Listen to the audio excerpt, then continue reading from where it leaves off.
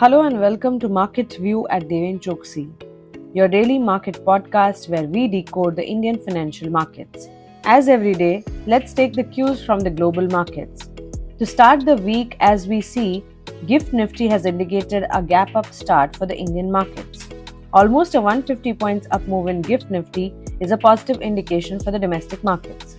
Apart from GIFT Nifty, if we have a look at the Asian markets have strengthened after soft US jobs report. As we see, the Nikkei is seeing an up move of around 800 points. The Kospi is witnessing an up move of around 100 points, and Hang Seng is also up with around 300 points. So a real positive start in the Asian markets as well. GIFT Nifty's positive start in Asian markets positive sentiment is definitely a good sign for the domestic market. Taking a look at the US markets, the stock futures are little changed after the S&P 500's best week of 2023. We did see that the Friday session was action-packed for the US markets, where the Dow Jones witnessed an up move of around 200 points. S&P was also having green signs and closed by an up move of around 40 points, and Nasdaq did see a positive sentiment with an up move of around 200 points while closing. So clearly the US markets have seen a positive close on the Friday session.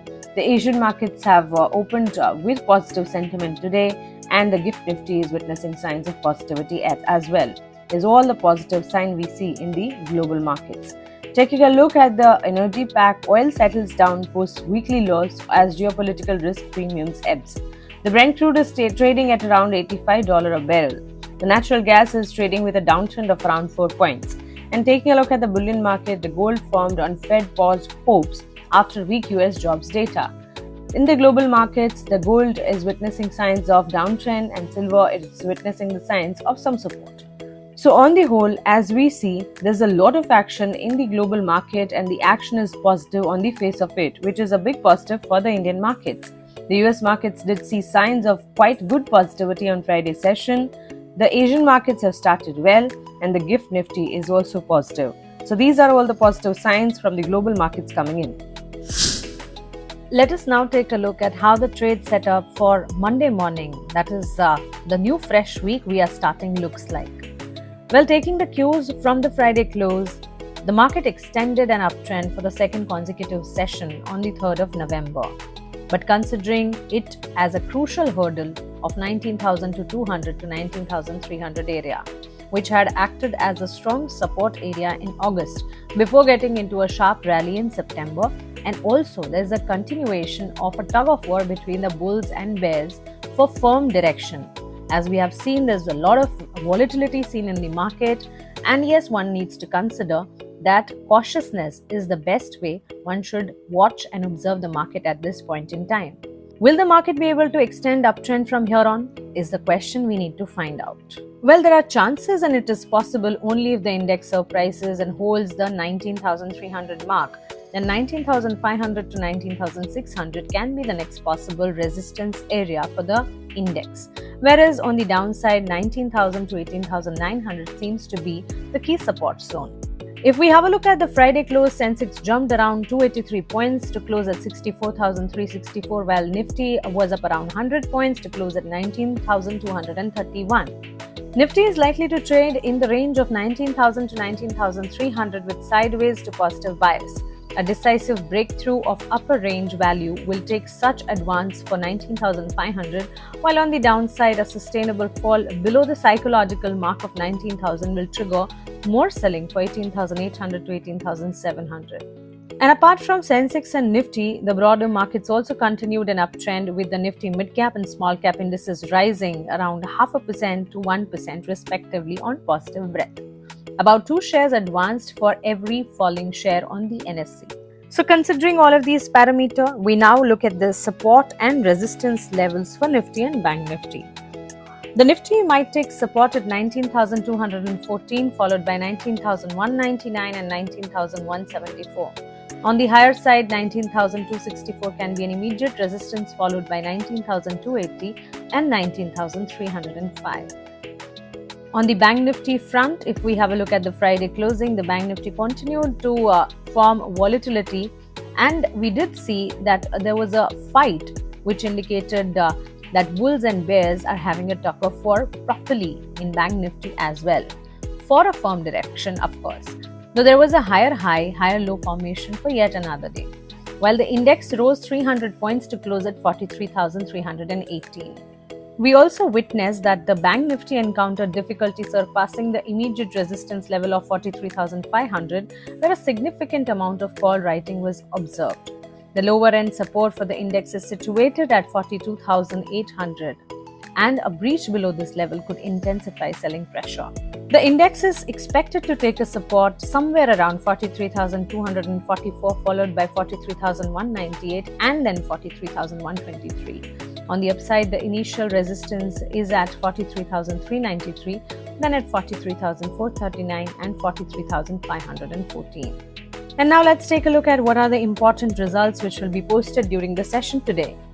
Divi's Laboratories, Bharat Forge, Hindustan Petroleum, FSN E-Commerce, Adani Energy Solutions, Bajaj Electricals, Imami, Exide Industries, Gland Pharma, NHPC, Sobha Limited, TVS Supply Chain Solutions, Varun Beverages will be in focus ahead of quarterly earnings during the session today. Let us now have a look at what are the stocks in news which came in after the Friday market close and which will have an impact when the session starts today. To start with State Bank of India, the bank recorded an 8% year-on-year growth in standalone profit at 14,330 crore on lower provisions and higher other income, but pre-provision operating profit dropped 8%. The net interest income grew by 12% on a year-on-year basis at 39,500 crore during the quarter.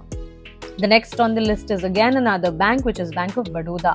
The public sector lender has registered a 28% year-on-year growth in standalone net profit at 4,253 crore for the July-September period for FY24, despite a spike in provisions driven by healthy other income and pre-provision operating profit. Net interest income grew by 6.5% on a year-on-year basis at 10,831 crore in quarter 2. The next stocks in news is PB Fintech, as the Policy Bazaar and Paisa Bazaar platform operator has recorded a consolidated loss of 21 crore for the quarter ended September FY24, narrowing sharply from a loss of 186 crore in a year ago period. So, of course, loss is being witnessed and posted during the quarter, but the loss is narrowed as well. Consolidated revenue grew by 42% on a year-on-year basis at 812 crore, and online revenue, the core online revenue increased by 46% on a year-on-year basis at 597 crore. The next in the list is Interglobe Aviation. The low-cost airline Indigo operator has reported a profit of 189 crore for the quarter ended September FY24 against a loss of 1,583 crore in the year-ago period.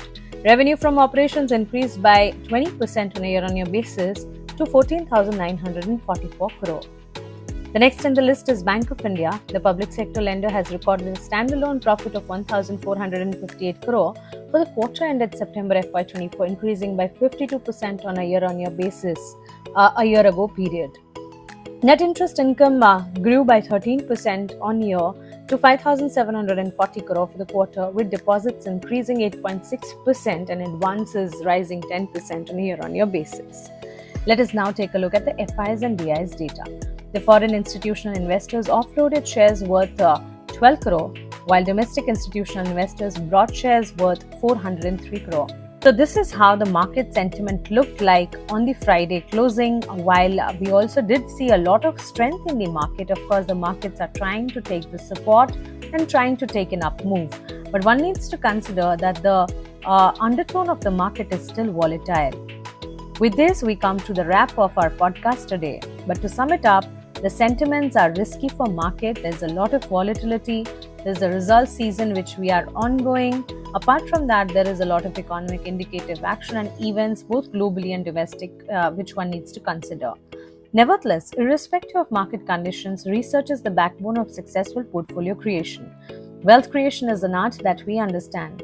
We at Deven Choksey have our exclusive research services which are powerful and successful. To avail our exclusive research services, we invite you to join us. Just click on the link below and you are done. Fill in your basic details and our team will reach out to you. So don't wait any further and embark on the wealth building adventure together. Thank you and have a nice day.